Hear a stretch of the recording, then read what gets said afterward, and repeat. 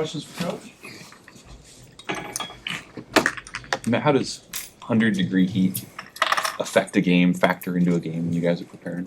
It's the time that we're playing at 3:00. I'm sure it'll drop once it gets to when the sun gets down. But I think early in the game, depth, how well you take care of yourselves, hydration, all that matters. So, you work all year to get 12 games. You'd hate to have the storyline of the game afterwards be like, man, I wasn't ready for it because of the heat. So, I think our guys will be ready. We'll play a lot of guys and try to make it all about football.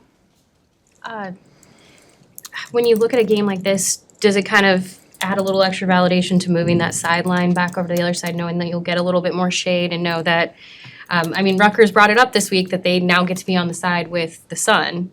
And so you're kind of thinking about that decision. Does it help kind of validate that move? Yeah, I think in the first game of the year, I knew it was the right, I think I knew it last year was the right move. There's a reason why everywhere in the country, the home sideline's on the press box side, so that, you're not having to hide yourself from the opponent and people can't see your signals and, all kinds of things. So there's a reason why people do it that way. You don't have the change. We were at Purdue this past week. It was the first time I've had the chains on our side. I kept running into the poor. I must have apologized to the gentleman like 10 times. I kept running into the chain officials because we haven't had that. So, but then the heat's obviously another factor. And I think we recognized that, right away in the first ball game against UTEP because it was hot.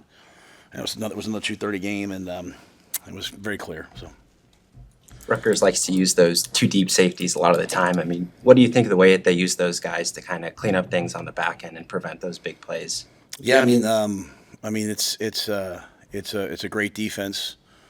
Coach Schiano, going way back to when he was the defensive coordinator at the University of Miami, and DB coach of the Chicago Bears. He's known for elite DB play, elite defenses. Those safeties are versatile. They can play quarters, play cover two, and then they can come down and play man when they pressure. They pressure a lot. They blitz a lot. So they do a great job. This guys, they'll utilize them in the run fit. Just really well coached defense with a bunch of really good players. Stefan and Tommy come along, and with Turner, what's his timetable? You think Corcoran? Yeah, I don't know Turner's. I think originally it was like a 4 to 6 week injury, but I think so much of that depends on how things are going. So I don't know that I could even say where that would be. I think Stefan will be available to play. I think Tommy believes he'll be available to play. We'll probably get him to the game, and he's practiced all week, so we'll see if he's able to play at the level that he's capable of playing at. And I appreciate both of them, the work they put in to get back on the field. Saying last night on the radio how Jamari is like the heart and soul of that D-line, and he's fought through some things to even play. How has he impacted guys like what Terrence is talking about, but also just by going and playing through some pain maybe or whatever? Oh, he's, I think the biggest thing is, a lot of our guys will play through pain. What happens to a lot of guys in today's day and age where we have PFF grades and all the pressure on the kids, you might be injured. You might not be able to play to the level you're capable of, but you can still play to a winning level. And a lot of guys are afraid to go out and play because they don't want to look bad. They don't want to be criticized. They don't want to be, whatever. And so Jamari cares more about his teammates, cares more about winning than he does anything else. And so even if he's 50% against, Illinois, even if he's 75%, last week, he's still going to go out there and play because he loves to play. He loves his teammates. And I think it's a great message for the team. You play football because you're a football player. You're not because of all the things you can get, and Jamari's a football player. How's the field goal operation look this week, and just what's been the message to those guys as they prepare? Yeah, I think it's looked great in practice, but I think the deal is it's one of those deals like we're going to see what it looks like in the game, right? Sometimes you walk through the valley of the shadow of death, and you're going through these hard times. And it's a great thing about where I am in my life. I can share with the guys, I went through the hardest time I could have ever imagined in Carolina. And all it was doing at the time, I'm saying, why am I going through this? But it was preparing me for this amazing part of my life here. And the empathy I have for players. And so, that feeling where you have a bad game and you walk in and you almost feel embarrassed to see people. And I'm like, none of that. I'm not doing that. Maybe that's how it was. Because I know what that feels like when you're like, hey, can I even go into the grocery store? Or is someone going to say something to me in front of my kids? So I understand that. And so, as I've told John and I've told all those guys, as you're going through this period, this journey, going from, a player with potential to being a player who's potent, you have to go through these things, and parts of you have to die off, and you have to really embrace it. You can't just get through it. You have to embrace it and say, hey, what am I supposed to be learning? And so John Hull is as talented a field goal kicker as we could ever hope to have here. He just has to go out and do it in the game, and then he needs everyone else to help him. He needs the protection guys to protect. He needs a great snap. He needs a great hold. So how it looks in the game, I don't know, but I believe in him, and I believe that at some point it's all going to come together.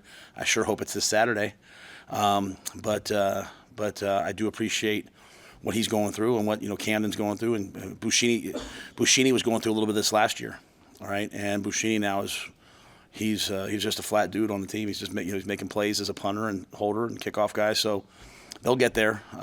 It'd be great if it's Saturday. You have another big recruiting weekend. How have you seen recruits in general respond to you guys, and how you stress development of high school players in the portal era? And also, you're playing a lot of young guys. I would think that is appealing to them. Yeah, we're going to play whoever we think is the best player, and then we play a lot of guys. So I think that resonates with players. We also don't promise anything. I don't promise a thing other than an opportunity to compete. So I think that excites guys when you turn on Carter Nelson catching a touchdown, or Jacory catching a touchdown, or whomever, Dylan making a big throw, or they see that opportunity. In terms of, I think the games have been great for us. I think we do a really good job of bringing people here in the off season, bringing people here in the spring. Summer official visits were great.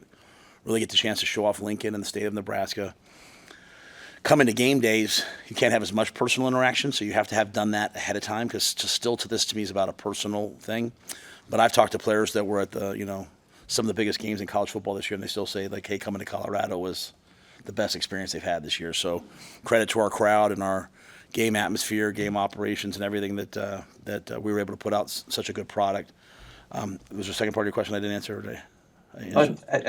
Just seeing those young guys kind of. Yeah, that's a big deal with it. And then also, as we'll start to put out some pros, we'll get some guys drafted this year. We'll have guys drafted every year, and as guys come in, however they come in, whether they come in as a 2-star, whether they come in as a 5-star, they come in as a walk-on, the mark of a good program is that they reach their potential.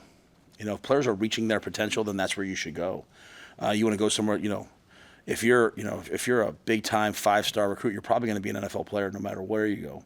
But did you maximize your potential? Are you going for 4th-round money, or are you going for 1st-round money? And getting developed and getting coached, and because of the new era we're in, there's a lot less football coaches and a lot more recruiters, and you need to have football coaches to develop players, and that's the pull. That's what makes the University of Nebraska great. Going back to Coach Devaney, Coach Osborne, all the way through. So we're just trying to do our part to maintain, that tradition. You talk about development. Is there a position group that you feel like has made maybe some of the biggest strides from training camp to where they are now? Probably a better. In all seriousness, probably a better question for me next week. I'm so micro right now. I'm so how in the world are we gonna get off the field on 3rd down? How are we gonna score touchdowns in the red? I think next week's a great time for me. I do a lot of self-reflection. Learned that from Coach Coughlin in the bye week. She talked about we always tried to go from good to great, or from worst to first, depending on what we were in. It was always about improvement.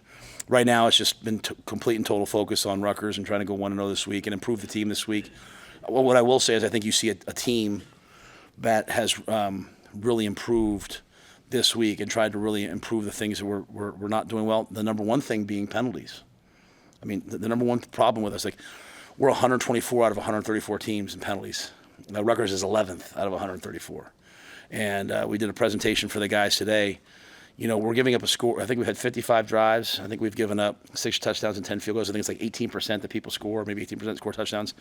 4 of the 6 touchdown drives were aided by a penalty. So 3 of those were aided by 15-yard penalties, and 2 of the 4 field goal drives were aided by a penalty. So, again, defensive pass interference, those things happen. I'm not here to talk offensive holding. That's part of the game. But pre-snap penalties and 15-yard penalties, they have to be eliminated. Whether we agree with every call, don't agree with any call, the reality is Rutgers is 11th, and we're 124. And so we have to get that corrected. And so that's been a big point of emphasis this week for us, is getting the penalties corrected. One more. Going back to, you mentioned Buschini and kind of the work he's done this year. I mean, kind of what you went through last year. I mean, how is his presence just kind of helping that group kind of come along? Because he seems like a pretty mature kid, and he's been through it. Yeah, very, very, very mature player. And I think he takes great ownership of that group. Hey, this is my group. But, I can get up there and give all the team speeches in the world.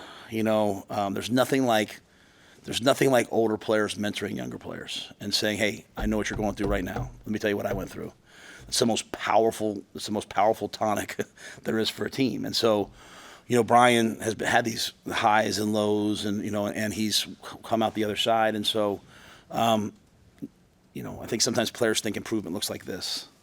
But improvement really looks up, down, and your highs become higher and your lows become higher, but you just go up and down, up and down. And so when they put the pressure of the world on their shoulders to not fail, which we all do, having someone there when they fail, pick them up, like Brian's doing, like Marquise Buford's doing, they're able to bring those young guys along and say, hey, I got you. And that's if I do anything well, I'm not the greatest play caller, but we try to foster that environment here of development and growth. And part of development is being there for people in their tough times. And I think we try to be there for him, and now he's there for those guys, and so he'll bring them through the other side. Tristan's going through his injury, Nico's redshirting. They're all going through something different, but having a guy like that, and seeing the way he's playing right now is really, really good. And, Ruckers, there's no better team at blocking punts than Ruckers. And so tremendous challenge for Brian this week to, try to get the ball off before they get there. All right, thanks, guys. Good to see you, man.